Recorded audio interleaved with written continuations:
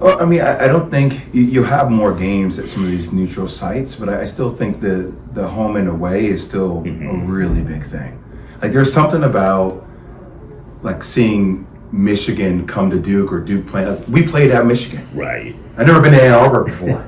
Right? There's still something very special about going to Ann Arbor and destroying Jamal Crawford. You knew that shit was coming. This is my boy. That's the battery. But so I think that's something that there's a lot of different ways that you can settle the game. And look, I'm not going to sit up here and tell you there aren't going to be challenges. There are always challenges with growth, right? Because you're being uncomfortable a little bit. But I think for the game to continue to evolve and expand, as we think about a way to kind of push on the boundaries of the footprint of the game, I think you have to continue to push the boundaries. I think it's changing. Like, it's becoming more operationalized.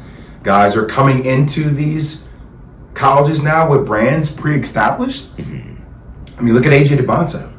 You knew about him before, right? I mean, you could tie things now like, hey, Utah's tanking.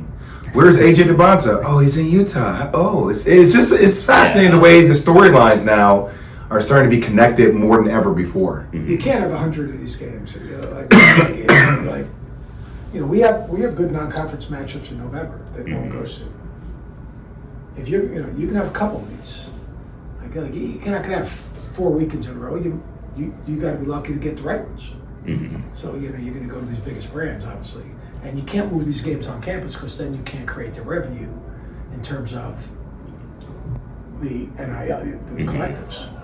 You just can't, you got to go off-site to an outside promoter, to a venture capitalist or whoever wants to put this game on and use it, and that person's going to use that as a marketing tool for whomever they are.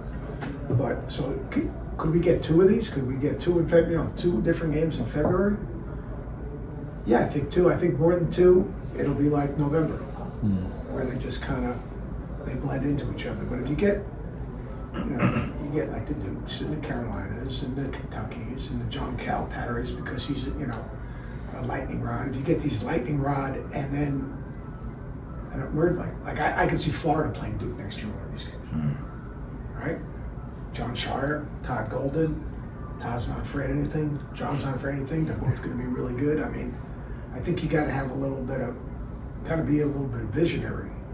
Do you think Todd would still remember that call at Cameron Indoor Stadium this season? Yes, I do. I think he would have been pissed off. You could play that game. You could play that game in Nashville or Atlanta. Exactly. And you could get major sponsorship, pack it out, put it on network, and you probably could make $2 million per team for their collective and have the biggest event in the month of February.